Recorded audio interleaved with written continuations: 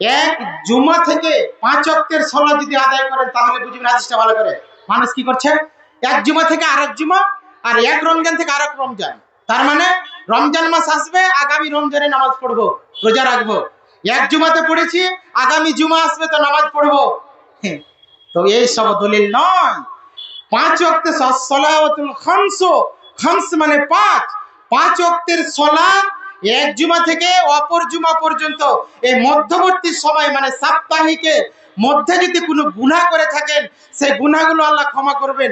এক রোজা থেকে আগামী রমজান পর্যন্ত কোনো যদি গুনাহ করে থাকেন এর মধ্যবর্তী সময়ে, তাহলে আল্লাহ ক্ষমা করবেন। কোনগুলো গুনাহ? ইজাইস্তুলবাতিল কাবায়ের, কাবিরা গুনাহ থেকে বেঁচে থাকতে হবে। তাহলে বোঝা গেল ছোট গুনাহ, কাবিরা গুনাহগুলো বড় গুনাহ নয়। বড় গুনাহ মাফ হবে না, কাবিরা গুনাহ। এখন কাবিরা গুনাহ কোনগুলো? অনেক কাবিরা গুনাহ আছে। একটা হাদিস দিয়ে ছোট্ট উদাহরণ দিচ্ছি, কারণ সবাই খুব কথা বলে না। আল্লাহ রাসূল বললেন, ইজা ইশরাকু বিল্লাহ ওয়া উকুকুল ওয়ালিদাইন ওয়া কাতলুন নাফস ওয়া ইয়ামিনুল গুমুস। রাসূল বললেন যে 4টি কাবিরা গুনাহ থেকে বেঁচে থাকতে হবে। একটি হচ্ছে আল্লাহর সঙ্গে শিরক করা থেকে কাবিরা গুনাহ, এই শিরক করা থেকে বেঁচে থাকতে হবে। দ্বিতীয় হচ্ছে ওয়ালিদাইন, পিতামাতার নাফরমান করা যাবে না। কিনু বান্দা পিতামাতার যদি অবাধ্য হয়ে চলে, পিতামাতার যদি নাফরমানি করে চলে, তাহলে সেই ব্যক্তি কাবিরা গুনাহ করলো, সে ব্যক্তি কাবিরা গুনাহ করলো, সে ব্যক্তি কাবিরা গুনাহ করলো। তার মানে তার কাবিরা গুনাহ তওবা ছাড়া মাফ হবে না। তৃতীয় নম্বর কথা হলো, যে ব্যক্তি মানুষকে ওয়াকাতলুন নাফস, অন্যায়ভাবে মানুষকে হত্যা করলো, অন্যায়ভাবে যদি মানুষ হত্যা করেন তাহলে সেটা হচ্ছে কাবিরা গুনাহ, তা থেকে বেঁচে থাকতে হবে। ওয়াল ইয়ামিনুল গুমুস, মিথ্যা সাক্ষী দিল। অন্য হাদিসের আয়াতে এসেছে মিথ্যা সাক্ষীর জায়গাতে মিথ্যা কথা বলল। এগুলো হচ্ছে কাবিরা গুনাহ। তাহলে মিথ্যা কথা বলা কাবিরা গুনাহ, মিথ্যা সাক্ষী দেওয়া কাবিরা গুনাহ, পিতামাতার অবাধ্য হওয়া কাবিরা গুনাহ, আল্লাহর সঙ্গে শিরক করা এগুলো কাবিরা গুনাহ। এই কাবিরা গুনাহগুলো থেকে যদি বেঁচে থাকেন তাহলে কি হবে? আল্লাহ আমাদের ছোট গুনাহগুলো, সাগীরা গুনাহগুলো মাফ করে দেবেন। তাহলে আজকে সমাজে প্রত্যেকটা বাবা পিতামাতার অবস্থা কি দেখেন। বাবা যখন বৃদ্ধ অবস্থায় পৌঁছে যায়, মাতা যখন বৃদ্ধ অবস্থায় পৌঁছে যায়, 70-80 বছর বয়সে তাকে রান্না করে খেতে হয়। ওরে হতভাগা সন্তান, তোর মতন কুলাঙ্গার সন্তান দুনিয়াতে বেঁচে থাকার চাইতে মরে যাওয়া অনেক ভালো ছিল। কেননা তুমি বৃদ্ধ অবস্থায় বৃদ্ধ মাতাকে, বৃদ্ধ মাকে তুমি আজ পর্যন্ত রান্না করে খাওয়াচ্ছ। কিসের তোমার এত অহংকারী, কিসের তোমার অত অহংকারী? তোমার বউয়ের কথা শুনে তুমি উঠো বসো। ওরে কুলাঙ্গার সন্তান, দুনিয়াতে থাকার চাইতে তোমাকে মরে যাওয়া অনেক ভালো ছিল। কেন তুমি যদি পিতামাতার হক আদায় না করো তাহলে তোমার নসিবে জান্নাত লাভ হবে না। তাহলে সমাজে তাকিয়ে দেখেন, শুধু এক গ্রামে নয়, প্রত্যেকটা গ্রামে প্রত্যেকটা পিতামাতাকে খবর নিয়ে দেখেন যে তারা কি অসুবিধায় আছে, কি অসুবিধাতে তারা কষ্ট ভোগ করছে। তাহলে শুধু পিতামাতার দোষ দিব আমি সেটা কথা নয়। এখন সেই ছেলেকে, সেই বউকে, সেই শ্বশুর শাশুড়ি, তার মানে সেই পিতামাতা, তাকেও ভালোবাসতে হবে, ছেলের মতো করে আদর করতে হবে, মেয়ের মতো করে আদর করতে হবে। তাহলে কি হবে? উভয় আদর পাওয়া যাবে। না তো এক হাতে কোনোদিন তালি বাজে না, এক হাতে কোনোদিন রুটি পাকা যায় না। ওর দোষ কিছুটা আছে তো ওর দোষ কিছুটা আছে, তাহলে দুজনাকে সমঝোতা করে চলতে হবে। তাহলে সেই কিয়ামতের মাঠে এই কাবিরা গুনার জন্য আপনি বেঁচে যাবেন। আর যদি কাবিরা গুনাহ করেন তাহলে কাল কিয়ামতের মাঠে আপনার সেই তওবা ছাড়া যদি আপনি মারা যান তাহলে আপনাকে কি করতে হবে? আপনার গুনাহ থেকে আপনি বকশিশ পাবেন না। তাই বলছিলাম নামাজের বিষয়টা, নামাজ এমন গুরুত্বপূর্ণ ইবাদত, নামাজ পড়লে আমাদের সারা শরীরের গুনাহ খাতা মাফ হয়ে যাবে। দলিল আবু হুরায়রা রাদিয়াল্লাহু তাআলা আনহু বলেন, রাসূল সাল্লাল্লাহু আলাইহি ওয়াসাল্লাম একদা সাহাবীদেরকে বললেন, ও আবার সাহাবীরা, তোমরা বলো তো, যদি তোমাদের বাড়ির সামনে একটা পুকুর থাকে বা নহর থাকে, তাহলে সে ব্যক্তি যদি দৈনিক 5 বার গোসল করে তাহলে সেই তার শরীরে কোনো ময়লা থাকবে কি? সাহাবীরা বললেন, না না না, তার শরীরে কোনো ময়লা থাকতে পারে না। রাসূল সাল্লাল্লাহু আলাইহি সাল্লাম বললেন, আল্লাহ রাব্বুল আলামিন এইরকম 5 ওয়াক্তের উদাহরণ দেওয়া হয়েছে। কোন ব্যক্তি যদি 5 ওয়াক্তের সালাত আদায় করে, 5 ওয়াক্তের নামাজ পড়ে, তাহলে তার শরীরে কোনো গুনাহ থাকতে পারে না। তার বলুন, 5 ওয়াক্তের সালাত যারা আদায় করছে, অ্যাকচুয়ালি আল্লাহকে সন্তুষ্ট করে যদি তারা আদায় করে, তাহলে কি হবে? তার সমস্ত গুনাহকে, কাবিরা গুনাহ থেকে যদি বেঁচে থাকে, তাহলে আল্লাহ রাব্বুল আলামিন ছোট বড় গুনাহকে মাফ করে দেবেন। অন্য হাদিসের দিকে চলে, আব্দুল্লাহ ইবনে আমর ইবনে আস রাদিয়াল্লাহু তাআলা আনহু থেকে হাদিসটি বর্ণনা। রাসূল সাল্লাল্লাহু আলাইহি সাল্লাম একদা সালাত সম্পর্কে উত্থাপন করে বললেন, ও আমার সাহাবীরা শোনো, কোন ব্যক্তি যদি সঠিক নিয়মে সঠিক সময়ে যদি সালাত আদায় করে, কাল কিয়ামতের দিন তার সালাত মুক্তি ও আলোয় প্রমাণিত হবে। আর কোন ব্যক্তি যদি সঠিক নিয়মে সঠিক সময়ে সালাত আদায় না করে, তাহলে তার সালাত কিয়ামতের দিন মুক্তির উপায় এবং আলোয় প্রমাণিত হবে না। তার হাসর হবে কারুন, ফিরাউন, উবাই বিন খালফের সঙ্গে, হামানের সঙ্গে তার কি হবে? হাসর হবে।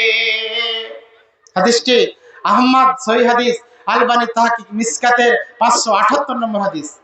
তাহলে এই হাদিসটা থেকে কি বুঝলেন? এই হাদিসটা সমাজের মানুষের কানে কানে ঢুকিয়ে দেওয়া উচিত। আজকে মানুষ যারা নামাজ পড়ছে, তারা সঠিক সময়ে নামাজ পড়ে না। আজকে মানুষ যারা নামাজ পড়ছে, তারা রাসূলের পদ্ধতিতে সঠিক নিয়মে নামাজ পড়ে না।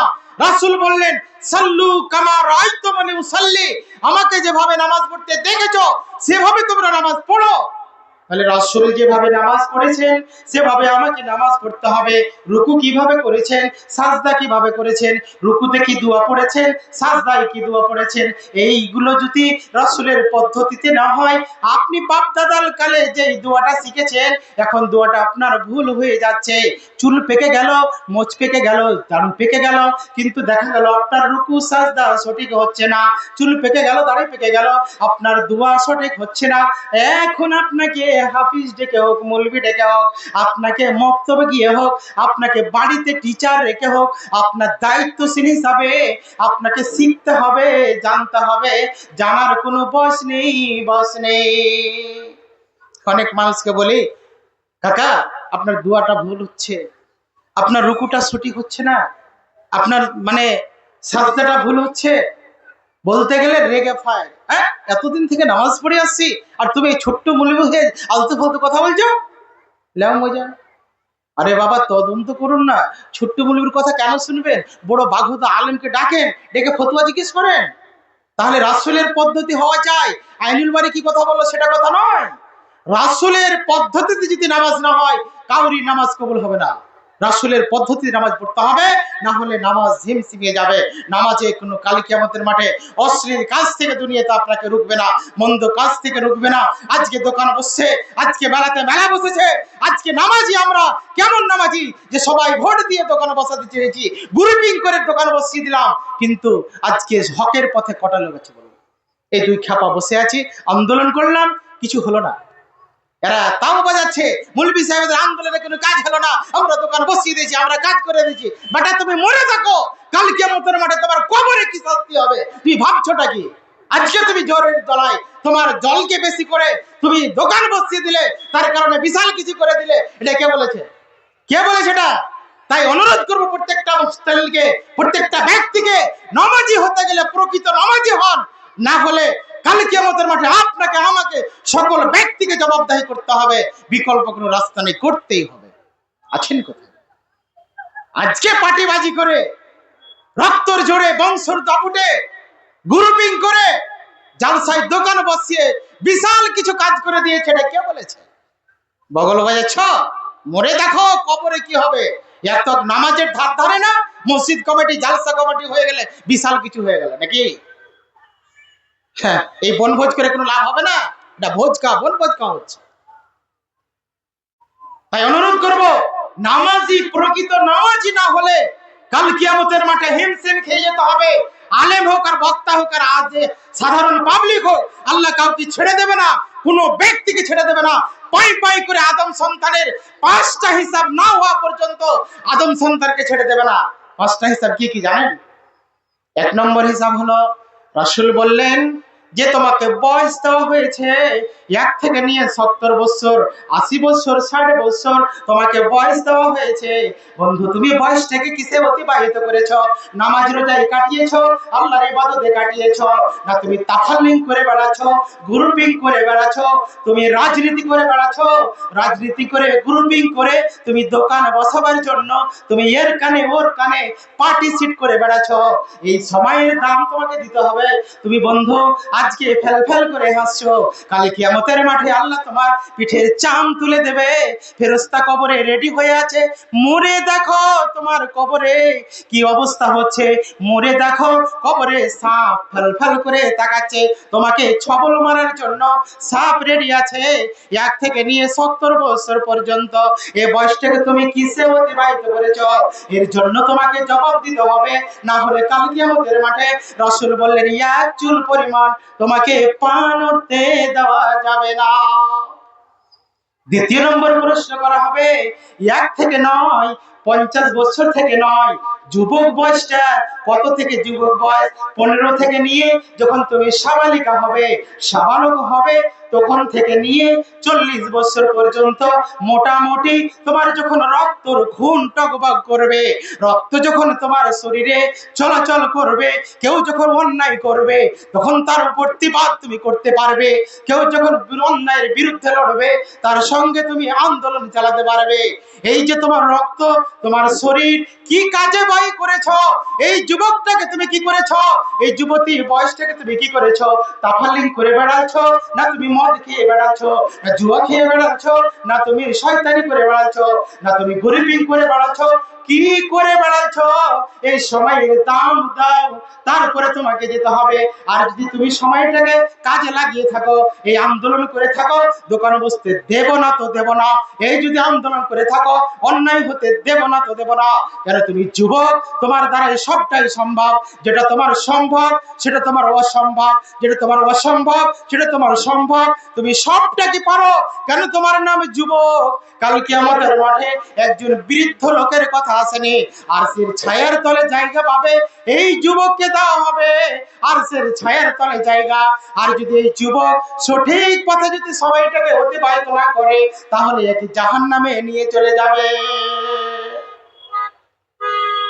তাই দ্বিতীয় প্রশ্ন হলো, সময়টাকে, যুবক টাইমটাকে তুমি কিসে অতিবাহিত করেছো? 3 নম্বর, মাল কোথা থেকে ইনকাম করেছো? হালাল পথে ইনকাম করেছো না হারাম পথে ইনকাম করেছো? লক্ষ লক্ষ কোটি কোটি টাকা তুমি ইনকাম করছো, সেটা তুমি দেখেছো কিনা, বিবেচনা করেছো কিনা যে হালাল পথে ইনকাম করলাম না হারাম পথে ইনকাম করলাম? তুমি দেখেছো কোনটা হালাল কোনটা হারাম? তোমার তো বিবেক নাই, তোমার তো বুদ্ধি নাই, কেন তোমার শয়তানে বুদ্ধি খেয়ে ফেলেছে। দেখা গেল তুমি কোটি কোটি টাকা ইনকাম করছো কিন্তু হারাম পন্থা ইনকাম করছো, এই খাদ্য খেয়ে তোমার ইবাদত কবুল হবে না। ইবাদত কাকে বলে? হালাল রুজি খেতে হবে।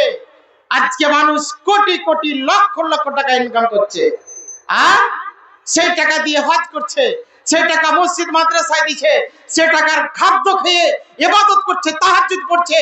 আল্লাহ বলছেন না না না, কোন হালাল ইবাদত করলে খাদ্য রুজি যদি হালাল না হয় তার ইবাদত কবুল হবে না, হবে না। তাহলে হারাম খাদ্য খেয়ে কোনো ইবাদত কবুল হবে না। অতএব অনুরোধ করব প্রত্যেকটা ব্যক্তিকে, প্রত্যেকটা মুসল্লিকে হালাল রুজি ভক্ষণ করেন। হারাম ভক্ষণ করে ইবাদত করলে ইবাদত কবুল হবে না, নামাজ পড়লে নামাজ কবুল হবে না। আজকে মানুষ সুদে জর্জরিত হয়ে আছে, আজকে মানুষ ঘুষে জর্জরিত হয়ে আছে। ভাইরে আমার, প্রত্যেকটা বাড়িতে মনে হচ্ছে লোন নিয়ে কাজ করছো বন্ধু। মা আমার, বোন আমার, বন্ধন লোন উঠিয়েছ।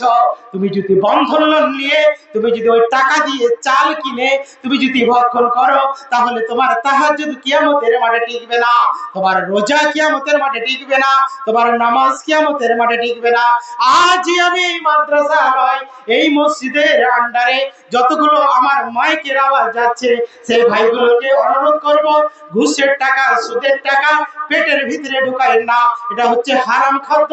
এই হারাম খাদ্য খেয়ে ইবাদত কবুল হবে না। বলুন, তদন্ত করা গেলে জাল ছাকনা দিয়ে ছাকতে গেলে কজন বাড়ি বের হবে যে বাড়িতে সুদ ঢুকে নেই? বলুন, কেউ তো কৃষক লোন, কেউ তো বন্ধন লোন, কেউ তো অমুক লোন, কেউ তো ধমুক লোন, একে একে একে একে করে লোনে জর্জরিত হয়ে আছে। বন্ধুরে, যদি জর্জরিত হয়ে থাকেন, এই লোনের টাকা দিয়ে ইবাদত করলে তোমার এই ইবাদত কবুল হবে না, হবে না। বলতে চাইছিলাম, সুদের গুনাহ এত মারাত্মক গুনাহ আজকে কোন ব্যক্তি জানে না। আমি প্রত্যেকটা জালসাতে যেখানে যাই, আমি বিশেষ করে সুদের টাকাটাকে আমি কেন্দ্র করে কথা বলি।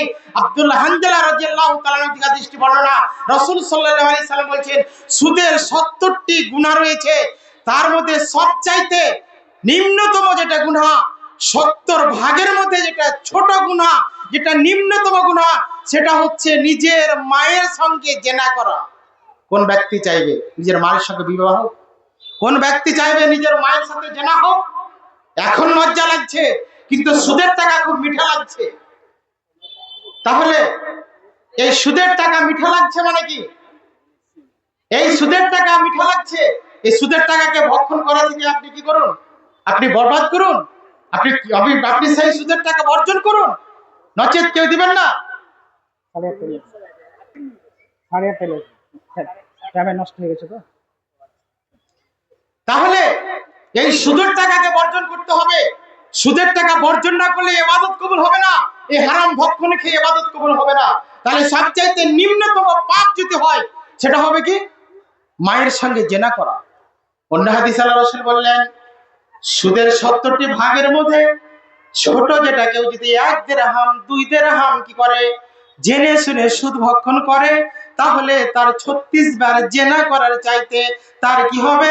36 বার জেনা করার চাইতে পাপ বেশি হবে। সুদ খাবেন? সমাজে যদি এই ধরনের লোক থেকে থাকেন, তাহলে আজই কি করেন? আপনি সেই সমাজ থেকে তওবা করুন, নিজে নিজে তওবা করুন যে আগামী দিনে আর সুদের টাকা ভক্ষণ করব না। বলতে চাইছিলাম যে 3 নম্বর, 4 নম্বর হলো মাল কোথা থেকে ইনকাম করেছো, এটা তো হলো হারাম। মাল কোথা থেকে ইনকাম করেছো এটা হলো, কিন্তু মালটাকে কিসে বাই করেছো, এই বাইয়ের হিসাবে দিতে হবে। সঠিক জায়গাতে এরকম জালসাতে যদি আপনি টাকা না দান করেন, মসজিদ মাদ্রাসায় যদি টাকা না দান করেন, তাহলে আপনাকে কাল কিয়ামতের মাঠে জবাবদাহি করতে হবে, কোনো রাস্তা নেই। তা বলছিলাম যে এই জিনিসগুলো থেকে আমাকে আপনাকে এই হিসাব দিতে হবে কাল কিয়ামতের মাঠে, তাহলে সেখান থেকে পরিত্রাণ পাবো, নচেত নয়। তাহলে বলতে চাইছিলাম, সঠিক সময় এবং সঠিক নিয়মে সালাত আদায় যদি না করি, তাহলে আমাদের ইবাদত কবুল হবে না, এবং সেই সালাত কি হবে না? মুক্তির উপায় এবং আলোর উপায় হবে না। কি হবে? হাসর, ফেরাউন, হামান এদের দলে কি হবে? সঙ্গী হবে, হাসর হবে। তাহলে যারা নামাজ পড়ে না, তাদের অবস্থাটা কি হবে বলুন? নামাজ পড়ে যদি এরকম পাপ হয়, তাহলে যারা নামাজ পড়ে না তাদেরকে কোন স্থানে দেবে আল্লাহ বলুন? তাই বলছিলাম, নামাজ পড়ুন, নামাজ ছাড়া কোনো গতি নেই। মা বোন, আজকে সঠিক সময়ে নামাজ পড়ুন। আজকে মা বোনেরা রান্না বান্নার কাজে লেগে থেকে আসর পর্যন্ত তাদের নামাজ ঢিলা হয়ে যায়। জোহরের নামাজ আসরে পড়ে, আসর নামাজ 4টার দিকে পড়ে, এই করে নামাজ পড়ে। এই করে নামাজ পড়লে নামাজ কবুল হবে বলুন তো? ফতোয়া এসছে, কেউ যদি বিনা কারণে, শরীয়তি বিনা কারণে কেউ যদি কি করে, আসরের নামাজকে ঢিলা করে পড়ে, গল্প গুজব করে গিয়ে যদি নামাজ পড়ে, তার নামাজ কবুল হবে না। আছেন কোথায়? তাহলে নামাজটাকে সঠিক সময়ে এবং রাসূলের পদ্ধতিতে নামাজ পড়ার চেষ্টা করুন। সালমান ফারসি রাদিয়াল্লাহু তাআলা আনহু বলেন, রাসূল সাল্লাল্লাহু আলাইহি সাল্লাম বলেছেন, মানুষ যখন নামাজে দাঁড়ায়, বান্দা যখন নামাজে দাঁড়ায়, তখন তার সমস্ত গুনাহকে তার মাথার উপরে চাপিয়ে দেওয়া হয়। যতবার সে সিজদা করে, ততবার তার গুনাহ মাটিতে ঝরতে থাকে, এবং যতবার সে সিজদা করে গুনাহগুলো ততবার ঝরতে থাকে। যখন সে নামাজ শেষ করে তার সমস্ত গুনাহকে শেষ করে দেওয়া হয়। বলুন, তাহলে নামাজি যখন নামাজে দাঁড়ায় সমস্ত গুনাহগুলোকে তার মাথার উপরে চাপিয়ে দেওয়া হয়। যতবার সিজদা করবেন ততবার গুনাহকে আল্লাহ রাব্বুল আলামিন মাফ করবেন। বলুন, তাই অনুরোধ করছি প্রত্যেকটা ব্যক্তিকে যে নামাজ পড়ুন সঠিক সময়ে, মা বোন কাজ কাম করুন, নিষেধ করছি না, তাহলে টাইমলি নামাজ পড়ার চেষ্টা করুন, না হলে কিয়ামতের মাঠে ব্যর্থ হয়ে যাবেন। আবু হুরায়রা রাদিয়াল্লাহু তাআলা আনহু থেকে দৃষ্টি বর্ণনা, রাসূল সাল্লাল্লাহু আলাইহি ওয়াসাল্লাম বলেন, মানুষ যদি জানতো নামাজ পড়াতে, প্রথম সারিতে নামাজ পড়াতে এবং আজান দেওয়াতে কি প্রতিদান রয়েছে, তাহলে মানুষ কি করত? লটারি করা ছাড়া তার কোনো উপায় থাকতো না। সেই হাদিসে বলা হচ্ছে, মানুষ যদি জানতো যে প্রথম সময়ে নামাজ পড়াতে কি প্রতিদান রয়েছে, তাহলে মানুষ এক অপরের আগে আসার জন্য আপ্রাণ চেষ্টা করত। সেই হাদিসে বলা হচ্ছে, রাসূল বললেন, মানুষ যদি জানতো এশা এবং ফজরের সালাতে কি প্রতিদান রয়েছে, তাহলে মানুষ হামাগুড়ি দিয়ে হলো মসজিদে নামাজ পড়ার জন্য আসতো।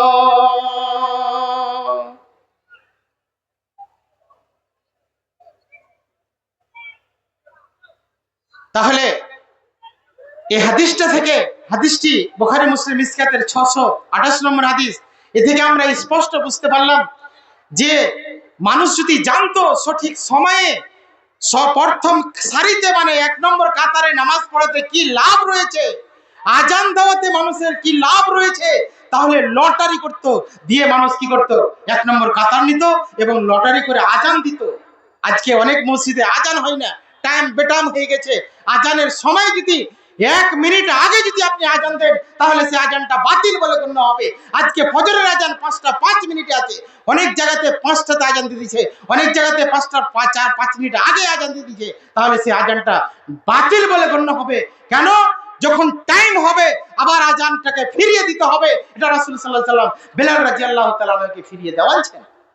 আজকে মাইক পেয়েছি, যখন মন তখন আজান জুড়ে দিলাম। জি, কে বলেছে এটা কথা? টাইমলি প্রত্যেকটা জুমা মসজিদে, প্রত্যেকটা ওয়াক্তিয়া মসজিদে টাইমলি 4টা গান আছে, সেই 4 অনুযায়ী আপনাকে আজান দিতে হবে। আজানের টাইম হলে আপনাকে আজান দিতে হবে, না হলে আপনাকে মাইক নিয়ে দাঁড়িয়ে থাকতে হবে। আপনি ভাবছেন এটা কত সহজ? গেলেন আর মসজিদের ঘড়ি দেখলেন 5 মিনিট আছে, হ্যাঁ শহরে আগে আমি এসেছি, আল্লাহু আকবার মেরে দিল আজান। কে বলেছে আজানটা বাতিল হয়ে যাবে? জানুন, বড় অভিজ্ঞ আলেমদের জানুন। আমি কথা বললে ওই যে অঞ্চলে বেশি বাড়াবাড়ি আইনুল বাড়ি করছে, ও হক কথা বলছি তো তোমার গায়ে ফসকা পড়ে যাচ্ছে, তোমার গায়ে ফসকা বলো তো আইনুল বাড়ি কি দেখার আছে? তো আমি যদি ভুল কথা বলি তাহলে তুমি আমাকে শাসন করো, তোমার ভুলটাকে আমি ঘাড় নত করে মেনে নিব। আর না হলে আপনাকে তদন্ত করার জন্য অনুরোধ করছি, আমার গীবত করার আগে, আমার সমালোচনা করার আগে আপনাকে তদন্ত করার জন্য আপনাকে আপনার হায়াত পর্যন্ত সময় দিলাম। আপনি ভাবছেনটা কি? কত সহজ? আমি আমার গীবত করবেন মানে, আমার সমালোচনা করবেন মানে, চায়ের দোকানে বসে, মেলার দোকানে বসে আপনি আমার সমালোচনা করছেন যে আইনুল বাড়ি যত বড় বেশি বাড়াবাড়ি করছে, আইনুল বাড়ি কবিরপুর বাজারে থাকছে, ওখানে কি ওহী নাযিল হচ্ছে? হতভাগা, কত বড় তুমি কথা বলছো? ওখানে ওহী নাযিল হচ্ছে মানে ওহী কার উপরে নাযিল হয়? মানুষের উপরে না নবীদের উপরে ওহী নাযিল হয়? এখন ওহী নাযিল হবে? তাহলে কথা বলছে যে হাটখোলা থেকে ওহী নাযিল হয়, ওখানে নিত্য নতুন কথা হয়। আরে বেটা, তুমি তদন্ত করো না, তুমি নতুন নিত্য নতুন কথা জানতে পারবে? তুমি তদন্ত করবে না, অন্ধকারে বসে থাকবে, আর তুমি কাউরির ফতোয়া শুনে তোমাকে জ্বলনা আসবে, কে বলেছে? তাই অনুরোধ করবো সদনিচক অঞ্চলের মানুষকে, রাগ নয়, আগে তদন্ত তারপরে রাগ। আগে তদন্ত করুন। আমি যদি কথা ভুল বলি তাহলে আমাকে পার্সোনাল ডেকে আপনাকে সে হাদিসটার ব্যাপারে জানতে হবে, আমাকে জানাতে হবে। তাহলে আমি যদি না মানি, তাহলে আপনি চায়ের দোকানে যেখানে সেখানে আপনি আমার আলোচনা করেন, আমার কোনো যায় আসে না। আর যদি আপনি তদন্ত না করে যদি আমার বিরুদ্ধে একটি মাত্র কথা বলে থাকেন, তাহলে আমি বলছি আপনার সমস্ত ইবাদত নষ্ট হয়ে যাবে। আপনি আছেন কোথায়? তাহাজ্জুদ দেখাচ্ছেন? কে বলেছে? এক মানুষ অপর মানুষ যদি সমালোচনা করে, গীবত, আল্লাহ শব্দ বিরাল গীবত, জিনা, তাহলে জিনা করার চাইতে তার সমস্ত গুনাহ, মানে জিনা করার চাইতে তার এটা হচ্ছে বেশি পাপ। তাহলে হাদিসটি একটু কমজোর। তাহলে বুঝা গেল এক অপরের জেনা মানে এক অপরের সমালোচনা করা যাবে না, মুখ বন্ধ করে থাকতে হবে। আমার বিরুদ্ধে তুমি কথা বলছো মানে কে বলেছে তোমাকে? এই পাওয়ার কে দিয়েছে? আমি আলতু ফালতু কথা বলছি? প্রমাণ সহকারে কথা বলছি, অত সহজ নয়। তাহলে বলছিলাম সঠিক সময়ে সঠিক নির্ধারিত সময়ে আমাকে নামাজ পড়তে হবে। এই ফজর আর এশারে কতটা টাইমলি নামাজ পড়ছে মানুষ বলুন। আজকে মানুষের উপরে সবচাইতে ভারী রাসূল বলছেন, আবু হুরায়রা রাদিয়াল্লাহু তাআলা থেকে হাদিসটি বর্ণনা, রাসূল সাল্লাল্লাহু আলাইহি সাল্লাম বলছেন মানুষদের নিকটে সবচাইতে ভারী নামাজ হচ্ছে, কঠিন সালাত হচ্ছে এশা এবং ফজরের সালাত। মানুষ যদি জানতো এশা এবং ফজরের সালাতে কি নেকি রয়েছে, তাহলে মানুষ হামাগুড়ি দিয়ে হলেও মসজিদে এসে সালাত আদায় করত। রাসূল বললেন মানুষ জানে না এশার রক্তে যদি কেউ নামাজ পড়ে এবং ফজরের তো যদি নামাজ পড়ে, এই নামাজ দুটারই এত ফজিলত রয়েছে। হাদিসটা পরে বলছি। এই হাদিসটার ব্যাখ্যা হলো মুনাফিক যার ভিতরে মুনাফিকের চরিত্র ঢুকে আছে, আপনি নিজে নিজে মসজিদে বসে বসে অনুভব করতে পারবেন। যারা ফজরের টাইমে জামাতে হাজির হবে না, তারা পরে যদি এসে নামাজ পড়ে, তাহলে কিছুদিন মানে একাদিন মানে কোনো দিন হতে পারে সেটা ভিন্ন কথা, ডেইলি যদি ফজরের নামাজ কামাই করে পরে এসে পড়ে, জানতে হবে ওই ব্যক্তির ভিতরে মুনাফিকের চরিত্র ঢুকে আছে। আমার কথা নয়, রাসূলের হাদিস বলছে কোন ব্যক্তি এশা এবং ফজরের সালাত যদি জামাতে না আদায় করে, এটা হচ্ছে মুনাফিকের উপরে সবচেয়ে ভারী কঠিন নামাজ। কেন? ফজরের টাইমটা ঘুমে চলে যায়, ঘুম পাড়তে পাড়তে এমন মিষ্টি ঘুম। একটা হাদিস বলি, হাদিসটা মনে পড়ে গেল। আবু হুরায়রা রাদিয়াল্লাহু তাআলা থেকে হাদিসটি বর্ণনা, রাসূল সাল্লাল্লাহু আলাইহি সাল্লাম বলেছেন মানুষ যখন ঘুমিয়ে যায় তখন শয়তান তার মাথার পিছনে 3টি গিট মেরে দেয়, আর ছোট বাচ্চাকে যেরকম করে থাবড়ায় সে মতো করে থাবড়াচ্ছে, বাবু নিন যাও ঘুম যাও, এখনো অনেক রাত বাকি আছে, এখনো ঘুমিয়ে পড়ো। আর যখন সেই ব্যক্তি যদি উঠে যায় আর যদি দোয়া পড়ে নাই, তাহলে সে কি হবে? ঘুম থেকে ওঠার দোয়া হলো আলহামদুলিল্লাহিল্লাযী আহইয়ানা বা'দা মা আমাতানা ওয়া ইলাইহিন নুশুর। তাহলে সে কি হলো? একটা গিরে খুলে গেল। আর দ্বিতীয়বার যদি সে উঠে যায়, তাহলে যদি ওযু করে নাই, তাহলে তার দ্বিতীয় গিরাটা খুলে গেল। তৃতীয়বার যদি সে উঠে যায় আর যদি সে নামাজ পড়ে নাই, তাহলে তার 3 নম্বর গিরাটাও খুলে গেল। তখন তার সকাল হলো প্রফুল্ল মন নিয়ে, সকাল হলো তার মানে ভালো মন নিয়ে, উজ্জ্বল মন নিয়ে তার সকাল হলো। আর যদি কেউ যদি এইগুলো কাজ না করে, তার শয়তান থাবড়াতে থাকবে। এখন অনেক রাত বাকি আছে, তুমি এখন থেমে যাও। যখন শয়তান এ করে ভাঙিয়ে দিবে, চিকা ছুটে যাবে, সূর্য উঠে যাবে, তখন আপনার মুখে পেশাব করে দিয়ে শয়তান চলে যাবে। আর তখন তুমি স্ট্যান্ডার্ড বজায় রেখে আপডেট যুগ, তুমি ব্রাশ নিয়ে 8টার সামাতে মুখে কষাতে শয়তানের পেশাব নিয়ে তুমি ব্রাশ করতে রাস্তার এই মাথা থেকে নিয়ে ও মাথা পর্যন্ত তুমি হেঁটে বেড়াও। তুমি নাকি খুব আপডেট দেখাচ্ছ। বন্ধুরে, তুমি মনে দেখো তোমার কবরে কি শাস্তি হবে।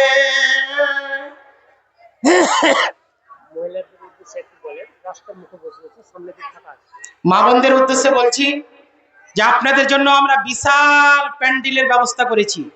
অতএব রাস্তাটাকে ছেড়ে দিন, রাস্তার মুখটাকে ছেড়ে দিন। পিছনে জায়গা আছে অনেক, সেখানে পিছনে গিয়ে বসুন। রাস্তার মুখটাকে ছেড়ে দিন, না হলে ভলেন্টিয়ার গিয়ে আপনাদেরকে বকাঝকা করবে, আপনাদেরকে খারাপ লাগবে। তাই অনুরোধ করছি যে আপনারা রাস্তার মুখটাকে ছেড়ে বসুন। বলছিলাম উসমান রাদিয়াল্লাহু তাআলা আনহু বলেন, রাসূল সাল্লাল্লাহু আলাইহি সাল্লাম বলেছেন কোন ব্যক্তি যদি এশার নামাজ জামাতের সঙ্গে পড়ে, তাহলে রাসূল বললেন অর্ধেক রাত ইবাদতে সে কাটালো। অর্ধেক রাত নামাজ পড়ে যতটা নেকি পাবে, ততটা এশার জামাতে নামাজ পড়ে ততটা নেকি পাবে। কোন ব্যক্তি যদি ফজরের নামাজ জামাতের সঙ্গে আদায় করে, তাহলে তার সারা রাত ইবাদত করে একজন ব্যক্তি ইবাদত করে যতটা নেকি পাবে, ততটা নেকি আপনার ফজর এবং এশার জামাতের নামাজ পড়ে আপনি নেকি পাবেন। তার মানে সারা রাত ইবাদত করার সমান নেকি পাবে। হাদিসটি মুসলিম মিসকাতের 630 নম্বর হাদিস। তাহলে এখান থেকে আমরা স্পষ্ট বুঝতে পারলাম যে আজকে যদি কোনো ব্যক্তি এশা এবং ফজরের নামাজে কি করে জামাতের সঙ্গে যদি আদায় করে, টাইমলি যদি আদায় করে, তাহলে তার সারা রাত ইবাদত করার সমান নেকি পাবে। তাই অনুরোধ করব, মা বোন, সময়টাকে কাজে লাগান। বাপ জানারাকে বলছি, সময়টাকে কাজে লাগান। টাইমলি যারা নামাজ পড়ছেন তারা নামাজ টাইমলি পড়ুন, আর না হলে টাইমলি যদি নামাজ না পড়েন তাহলে সেটা ব্যর্থ হয়ে যাবে। কবুল হবে কি হবে না কোনো গ্যারান্টি নেই, কবুল হতে পারে নাও হতে পারে। কেন, হয়তো তুমি শরীয়তের হুজুর ছাড়া এমনিতে গল্প গুজব করে, দোকানে আড্ডা পিটে, মেলাতে ঘুরে ঘুরে তুমি এশারের নামাজ পড়তে যাচ্ছ, আসরের নামাজ পড়তে যাচ্ছ, তাহলে তোমার নামাজ কবুল নাও হতে পারে। তাই অনুরোধ করবো প্রত্যেকটা ব্যক্তিকে যেন আমি জামাত সহকারে আমরা যেন নামাজ পড়তে পারি। আল্লাহ রাব্বুল আলামিনের কাছে দোয়া করি, আল্লাহ তুমি তাদেরকে হেদায়েত করুন যেন না 5 ওয়াক্ত জামাতের সঙ্গে নামাজ আদায় করতে পারি। যাই হোক, এই মর্যাদা সম্পর্কে অনেক হাদিস ছিল, সময় কিন্তু আমার কথা বলে না। 10 মিনিট কথা বলবো শুধু কার সঙ্গে, সালাত ত্যাগকারীর বিধান কি। যারা নামাজ পড়লেন ততক্ষণে এতক্ষণ তাদের বক্তব্য চললো, এখন যারা নামাজ পড়েন না তাদেরকে এখানে ছিলতে হবে। এত বলছি, এত জুমাতে বলছি, ঈদের মাঠে বলছি, জুমাতে বলছি, জালসাতে বলছি, অনুষ্ঠানে বলছি, প্রোগ্রামে বলছি, না নামাজ পড়ে না। আর মানুষ দেখেন কমিটি হওয়ার জন্য হোড়াহুড়ি করছে, নামাজ পড়ে না। মসজিদের কমিটি, জালসার কমিটি ব্যাগ ঘাড়ে করে, বাপ রে বাপ, বিশাল ব্যাপার। নামাজ না পড়লে কোনো ইবাদত কাজে আসবে না। এমতো যদি হাজারো জালসা করেন কোনো 5 পয়সা লাভ হবে না। শেখ সাহেব বসে জিজ্ঞেস করলেন, যার নামাজ নেই তার কোনো ইবাদত কিয়ামতের মাঠে টিকবে না, যতই বড় তাহাজ্জুদ গুজার হোক। তাই নামাজ, 5 ওয়াক্তের নামাজ লাগবে। এটা হচ্ছে ফরজ ইবাদত। ফরজ ইবাদত না করলে আপনার কোনো ইবাদত, সিয়াম এত দামি ইবাদত, এরপরে যদি আপনার নামাজ না থাকে, তাহলে একজন ভাই আবার 500 টাকা দান করলেন, আল্লাহ যে উদ্দেশ্যে দান করেছেন তার উদ্দেশ্যকে আল্লাহ পূরণ করুন। আল্লাহুম্মা সাল্লি আলাইহি ওয়া বারিক ওয়া সাল্লিম। বলছিলাম ইবাদত এমন একটি জিনিস, নামাজ না থাকলে তার কোনো ইবাদত কিয়ামতের মাঠে কবুল হবে না। এই মর্মে আল্লাহ রাব্বুল আলামিন বলছেন, ফাখালাফা মিন বাদিহিম খালফুন আযাউস সালাত ওয়াত্তাবাউশ শাহওয়াতি ফাসাউফা ইয়ালকাউনা গায়্যান। সূরা মারইয়াম 59 নম্বর আয়াতে আল্লাহ বলছেন, তাদের পরে অর্থাৎ সালাত আদায়কারীর পরে অপদার্থ যারা কি করবে, সালাতকে বিনষ্ট করবে, যারা কি করবে, সালাত ত্যাগ করবে, সালাতকে নষ্ট করবে, তারা ধ্বংস হয়ে যাবে, তারা ক্ষতিগ্রস্তের মধ্যে হয়ে যাবে। অতএব তারা জাহান্নামে অর্থাৎ ভ্রান্ত পথের ফল ভোগ করবে, তারা অন্যায় হয়ে যাবে, তারা ক্ষতিগ্রস্তের মধ্যে পড়ে যাবে। তাই বলছিলাম সালাত আদায় করতেই হবে। সালাত আদায় না করলে আপনি ক্ষতিগ্রস্তের মধ্যে পড়ে যাবেন, অন্তর্গ্রস্তের মধ্যে পড়ে যাবেন। তাই সালাত যারা আদায় করেন তার ব্যাপারে আল্লাহ বলছেন, সূরা মাউন 5 এবং 6 নম্বর আয়াত আল্লাহ বলছেন, ফাওয়াইলুল লিল মুসাল্লিন আল্লাযীনা হুম আন সালাতিহিম সাহুন। ধ্বংস সুনিশ্চিত ওই সব সালাত আদায়কারীর জন্য যারা তাদের সালাতের ব্যাপারে অনমনোযোগী, তারা তাদের সালাতের ব্যাপারে উদাসীন। উদাসীন মানে, তাহলে বলছিলাম নামাজ পড়ে যদি তারা ধ্বংস হয়, তাহলে যারা নামাজ পড়ে না, সালাত আদায় করে না, তাদের কি অবস্থা হবে বলো। আল্লাহ রাব্বুল আলামিন বলছেন, ধ্বংস সুনিশ্চিত ওই সব সালাত আদায়কারীর জন্য যারা কি করছে, নামাজে উদাসীন। উদাসীন মানে যারা নামাজ পড়ে না, টাইমলি পড়ছে, আর যারা নামাজ পড়ছে কিন্তু টাইমলি পড়ে না। উদাসীন মানে তার মন মতো পড়ছে। বন্ধুরে, আবার গল্প গুজব করে করে করে করে তুমি জামাত ছেড়ে দিয়ে যদি নামাজ পড়তে যাও, তাহলে তুমি উদাসীন হয়ে গেলে তোমার নামাজে কাজে আসবে না, তুমি ধ্বংস হয়ে যাবে। ওই সব নামাজিকে আল্লাহ বলছেন, ফাওয়াইলুল লিল মুসাল্লিন, এরা ধ্বংস।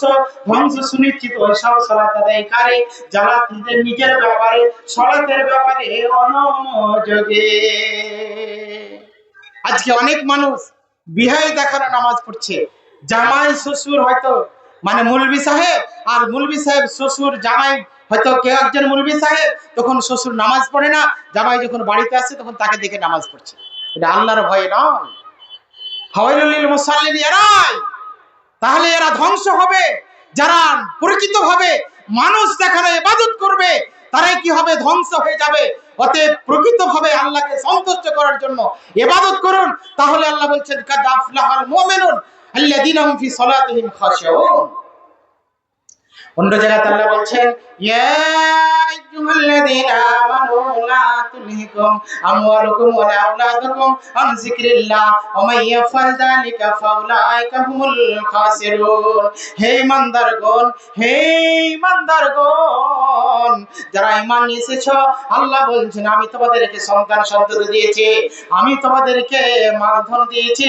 আমার মালধন দেওয়াতে, আমার সন্তান সন্ততি দেওয়া থেকে নিয়ে তুমি কি করিও না, আমাকে বলে ভুলে যেও না, আমাকে স্মরণ করতে ভুলে যেও না, উদাসীন হইও না। যদি তুমি অলসতা পড়ে যাও তাহলে আল্লাহ বলছেন ফাউলাইকা হুমুল খাসিরুন। ইয়া আইয়ুহাল্লাযিনা আমানু লা তুলহিকুম আমওয়ালুকুম ওয়ালা আওলাদুকুম আন যিকরিল্লাহ ওয়া মান ইয়াফআল যালিকা ফাউলাইকা হুমুল খাসিরুন। এরাই ক্ষতিগ্রস্তের মধ্যে।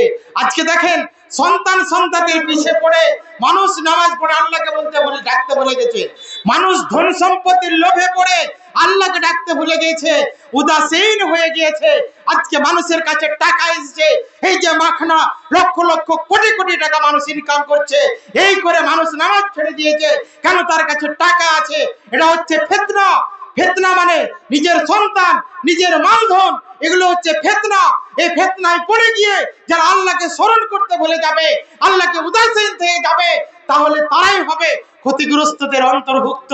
অতএব সাদরিচক অঞ্চলে অনেক মানুষ আছে যারা ক্ষতিগ্রস্তের মধ্যে পড়ে আছে, আজ পর্যন্ত নামাজের ধার ধরে না। কি বুঝাতে চেয়েছেন? আপনার টাকা বেশি, মনে দেখেন আপনার চাম ছিলে নিবে ফেরত। ভাবছেনটা কি? টাকাটা গরম, টাকার অহংকার। কি বুঝাতে চেয়েছে? 5 ওয়াক্তের নামাজ নেই, আপনার টাকাতে কি হবে? কোনো লাভ হবে না।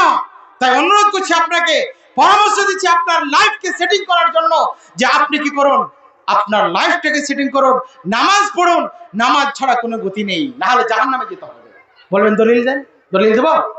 মুদাসসির, সূরা মুদাসসির 42, 43, 44 নম্বর আয়াত খুলেন। আল্লাহ বলছেন মা শারাকাকুম ফি শাকার কালু লাম নাকু মিনাল মুসাল্লিন ওয়া লাম নাকু নুতিমুল মিসকিন। সূরা মুদাসসির 42, 43 নম্বর আয়াত খুলে দেখেন। আল্লাহ বলছেন জাহান্নামের রক্ষীকেরা, জাহান্নামের গেটম্যানেরা বলবে, আপনি যখন জাহান্নামে যাবেন তখন আপনাকে জিজ্ঞেস করবে আপনি কেন জাহান্নামে এসেছেন। আপনাকে কি আলেম ওলামা যায়নি? আপনাকে বক্তারা বলেনি? কোনো মানুষ আপনাকে বলেনি আপনি জাহান্নামে এসেছেন কেন? আপনাকে জাহান্নামে নিত করলে কেন? কিসে নিত করেছে? কিসে নিয়ে এসেছে? কিসে প্রবেশ করিয়েছে? তখন আপনি বলবেন কালু লাম নাকু মিনাল মুসাল্লিন, আমরা নামাজ পড়তাম না গো, আমরা নামাজ পড়তাম না, তার কারণে আমাদেরকে জাহান্নামে আসতে হয়েছে। কোন রাস্তা না, এটা কোরআন। আমার পকেটের কথা নয়, আমার বাপের কথা নয়, নবীর কথা নয়, এটা হচ্ছে কোরআন। কোরআন সূরা মুদাসসির আল্লাহ বলছেন মা সালাকাকুম ফি সাকার কালু লাম নাকু মিনাল মুসাল্লিন, আমরা নামাজ পড়তাম না, আর কি করতাম না, ওয়ালাম নুতিমুল মিসকিন, আমরা ফকির মিসকিনকে আহার দিতাম না। দুটো পাশাপাশি। কি? একটা হলো আল্লাহর হক, নামাজ পড়িনি তার কারণে জাহান্নামে এসেছি, আর দ্বিতীয়টা হলো বান্দার হক, তার মানে ফকির মিসকিনকে খেতে দিবি।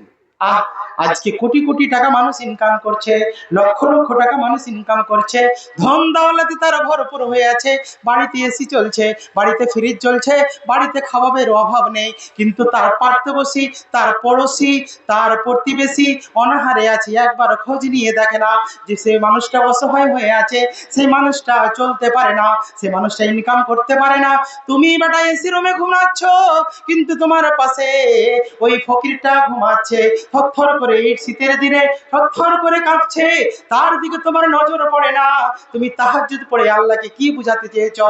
তুমি তাহাজ্জুদ পড়ে আল্লাহকে কি ভুলাতে চেয়েছো?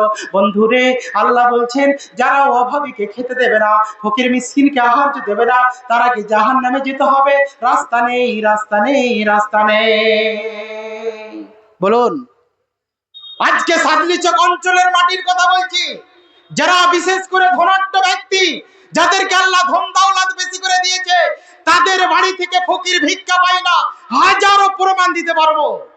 কি ভাবছি আমি প্রত্যেকটা সবাই ধনীকে বলছি সেটা কথা নয়, হাজারো এরকম বাড়ি আছে যেই বাড়িতে ফকির ভিক্ষা পায় না, সেই বাড়িতে ফকিরকে জিজ্ঞেস করে থাকেন যে সেই ধনট্ট ব্যক্তির বাড়িতে কতটা তোমাকে চাঁদা দিল, কতটা তোমাকে দান করলো। সে বলছে না না না, আমাকে দান করেনি, আর যদি দান করেছে তার ছিঁড়া ফাটা কাপড়টা দিতে আসছিল, আমি নিনি। অনেক ফকিরকে জিজ্ঞেস করে দেখেছি ওই বাড়িটাতে কতটা দান দিল গো। বলছে তার বাড়িতে তো তালা লোক আছে গো, তার বাড়িতে কেউ আওয়াজই এলো না গো, তার মানে সে বেল চিনে না। তো বেল না বাজালে ফকির কি করে ভিক্ষা পাবে, আর সেই বাড়িতে কি করে ঢুকবে? কেন তার কট করে কপাট লাগা আছে, তার বেল দিবে তেলে তো কিরে সে এসি রুমে বাস করছে, তো তাকে আল্লাহ ধন দাওলাত দিয়েছে। আপনি সাবধান, যদি আপনি মানুষকে যদি ধিক্কার করেন, গরিবকে যদি আপনি না দেখেন, আপনি যদি টোলা পড়োশকে যদি না দেখেন, তাহলে আপনি জেনে নিন নিশ্চিত যে আপনাকে জাহান্নামে যেতে হবে, কোনো রাস্তা নেই। কেন? আপনি অন্যায় করছেন, মানে ফকির মিসকিনকে খেতে দেন না, তার কারণে আল্লাহ বলছেন মিসকিন, যারা ফকির মিসকিনকে খেতে দেবে না তাদের এই অবস্থা হবে, তারা জাহান্নামে যাবে। তাহলে বলুন, নামাজ না পড়লে কোনো গতি নেই, নামাজ পড়তেই হবে। জাহান্নাম থেকে বাঁচলে নামাজ পড়তে হবে, দান ধ্যান করতে হবে। তাই অনুরোধ করব, এই সাদলি চক লালমাটির জামে মসজিদের উন্নতি কল্পে সম্ভবত আমাদেরকে দোতলা বানাতে হবে। তার কারণে একটা জালসার আয়োজন করেছি, এই জালসা উপলক্ষে করেছি এই জন্য যে আমাদেরকে দোতলা বানাতে হবে। তাই আমি অনুরোধ করবো প্রত্যেকটা ব্যক্তিকে যেন আমরা দান ধ্যান করি, যাকে যেরকম আল্লাহ রাব্বুল আলামিন সামর্থ্য দিয়েছে সে অনুপাতে যেন আমরা দান করি। আল্লাহ রাব্বুল আলামিন আমাদের সকলকে দান করার তৌফিক দান করুন, আল্লাহুম্মা আমিন। বলতে চাইছিলাম যারা নামাজ পড়ি না তারা কেমন, বক্তা চলে এসেছে, 2-3 মিনিট সময় চেয়ে নিচ্ছি। আল্লাহ রাসূল বললেন আল-হাদুল্লাযী বাইনানা ওয়া বাইনাহুমুস সালাত ফামান তারাকাহা ফাকাদ কাফারা। যে ব্যক্তি, আল্লাহ রাসূল বললেন আমাদের এবং তাদের মধ্যে চুক্তি হলো, মুনাফিকদের মধ্যে ওয়াদা হলো, যারা সালাত ছেড়ে দেয় তারা হলো মুনাফিক, তারা হলো কাফির, তারা মুশরিক হয়ে গেল, তারা কাফের হয়ে গেল। অতএব আমরা নামাজ যদি না পড়ি তাহলে আমরা কাফের হয়ে গেলাম। অনুরোধ করছি বন্ধুরে, নামাজ পড়ুন, নামাজ ছাড়া কোনো গতি নেই। নামাজ না পড়লে আল্লাহ রসুলের এমন হাদিস আছে, কঠোর রাসূলের ফতোয়া আছে, আল্লাহ রসুল ওলামাদের ফতোয়া আছে, যারা নামাজ পড়ে না বেনামাজিকে মুসলিমের কবরস্থানে দাফন করা যাবে না, বেনামাজির ইমাম জানাজা পড়বে না, বেনামাজির ইমাম জানাজা পড়বে না। কারণ হলো এই নামাজিকে আরো গ্রামের লোককে শিক্ষা দেওয়ার জন্য এটা করতে বলেছে। ওলামাদের ফতোয়া রয়েছে সাধারণ লোক নামাজ পড়ে নেবে, কিন্তু ইমাম যদি নামাজ না পড়ে তাহলে কোনো যায় আসে না, কেন সে বেনামাজি। তাছাড়া একজন মুসলিম মরেছে, একজন বেনামাজি, তাকে গিয়ে কেন মাটি দিবে? কেন তার নামাজ নেই, তার মানে তার কোনো ইবাদত নেই। তাহলে জানাজার নামাজ পড়ে তোমার কোনো নেকি হবে এটা আমি আশা করি না। তুমি যে নেকি পাবে এটা কোনো নেকি পাবে না। তুমি যদি ফরজ নামাজ আদায় করে থাকো তাহলে তার জানাজায় পড়তে গিয়ে তুমি সেই নামাজের নেকিটা পেয়ে যাবে। আর যদি ফরজ নামাজ আদায় না করো তাহলে কোনো ব্যক্তির নেক জানাজায় অংশগ্রহণ করে তুমি নেকি পাবে না, পাবে না। কি ভাবছেন? ও দুহুদ পড়ে সবার নেকি মানে বিশাল নেকি। জোহরের নামাজ নেই, দুটো সবাই জানাজা, আর জানাজাতে ভিড় দেখেন। হ্যাঁ, মুলবিরা দোয়া উঠিয়ে দিয়ে জানাজাতে ভিড় করছে মানুষ। ওটা মুলবিরা দোয়া উঠাচ্ছে, জানাজা মানে তো দোয়া। হ্যাঁ, আরবির আলেম জানে না আর বলছে মুলবিরা দোয়া উঠিয়ে দিলে। কে বলেছে এটা কথা? বক্তা এসে জিজ্ঞেস করবেন বাইরের আলেমকে, জানাজার এ টু জেড দোয়া। তাহলে দোয়া তো মানেই বুঝি না আমরা, আর বলছে মুলবিরা দোয়া উঠিয়ে দিলে। মুলবিরকে ড্যাং চলেছে যে রাসূলের হাদিসকে উঠাতে যাবে। ছি ছি ছি, মানুষ না বুঝে কত যে মন্তব্য করছে। এই মন্তব্য করা থেকে ফিরে থাকে, নাহলে বিবাদ হয়ে যাবে। বলছিলাম নামাজ পড়ুন, নামাজ না পড়লে কোনো গতি নেই। তাই অনুরোধ করব সাদরিচক অঞ্চলের মানুষকে অন্যায়ের প্রতিবাদ করুন। আগামী দিনে এরকম জালসা যদি হয় আর জালসা যদি দোকান বসে তাহলে তার জন্য প্রতিবাদ জানাতে হবে। প্রত্যেকটা ব্যক্তির এটা দায়িত্ব, শুধু আইনের বাড়ি ঠেকে গেছে এটা কথা নয়, প্রত্যেকটা ব্যক্তির দায়িত্ব রয়েছে। অতএব জালসাগুলো থেকে দোকান বন্ধ করুন। মসজিদ মাদ্রাসার কমিটিকে কেন্দ্র করে বলছি যে আপনারা এরকম জালসাগুলোকে যদি আপনি ইনকাম করতে চান, বছরে চাঁদা করে নিয়ে মানুষের কাছে ইনকাম করুন। এরকম বনভোজ করে জালসা করে মসজিদের 5 পয়সার উন্নত হবে না। তা অনুরোধ করছি যে দোয়া করছি তাদের জন্য, আল্লাহ তাদেরকে ইসলামটাকে বুঝার আল্লাহ তুমি তৌফিক দান করুন, আল্লাহুম্মা আমিন। এবং এই ধরনের অন্যায়ের প্রতিবাদ করার তুমি কিয়ামত পর্যন্ত আল্লাহ তুমি সময় দাও, আল্লাহুম্মা আমিন। এবং যারা নামাজি নয়, নামাজ পড়ে না, আল্লাহ তুমি তাদেরকে নামাজি বানিয়ে দাও, আল্লাহুম্মা আমিন।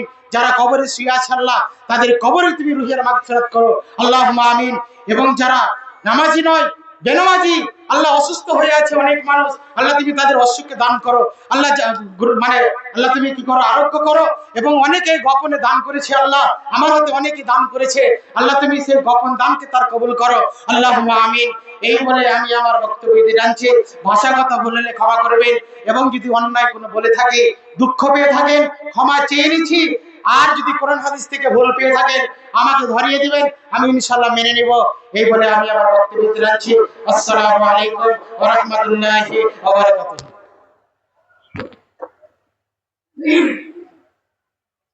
মাশাআল্লাহ, মাওলানা আইনুল বারী সাহেব যে সালাত সম্পর্কে যে বক্তব্য রাখলেন, বিস্তারিত আপনাদের সামনে কথা বলেন যে সালাত ছাড়া কোনো গতি নাই। দুনিয়াতে যতই কিছু ভালো কাজ করেন, মন্দ করেন, যদি সালাত নামাজ না থাকে তাহলে কোনো কাজ আসে না, এটা আমরা মানি। এখন